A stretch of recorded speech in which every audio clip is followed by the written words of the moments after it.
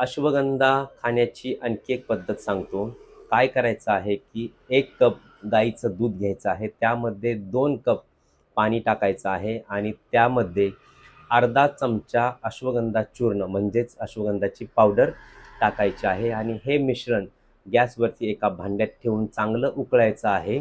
त्यातील पाण्याचा अंश पूर्णतः निघून गेल्यानंतर जे दूध शिल्लक राहतं, ते दूध कोमट झाल्यानंतर साधारणतः 1 कप दररोज सकाळी रिकाम्या पोटी घ्यायचं आहे. यानंतर साधारण भूक लागेपर्यंत काही खायचं नाही. अशा प्रकारे अश्वगंधाचं तुम्ही जर सेवन केलं तर शरीरासाठी खूप सारे आणि खूप छान फायदे होणार आहेत. अश्वगंधा ही स्ट्रेस, एन्झायटी, डिप्रेशनसाठी अतिउत्तम मानली जाते. याचबरोबर अश्वगंधा ही बल्य आहे म्हणजे ताकद वाढवण्यासाठी मदत करते.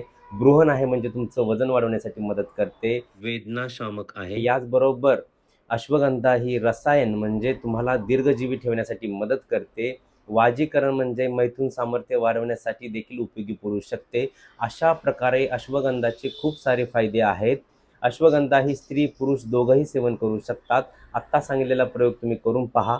या व्यतिरिक्त आणखी कोणकोणत्या प्रकारे अश्वगंधा आपण खाऊ शकतो यावरती एक डिटेल व्हिडिओ, एक लाँग व्हिडिओ आपण बनवलेला आहे. तो लाँग व्हिडिओ खाली त्याची लिंक दिलेली आहे. ती लिंक ओपन करून तुम्ही अश्वगंधाबद्दल संपूर्ण माहिती घेऊ शकता. याच प्रकारचे व्हिडिओ पाहण्यासाठी आपल्या चॅनलला सबस्क्राईब करायला विसरू नका आणि हा व्हिडिओ इतरांना अवश्य शेअर करा. धन्यवाद.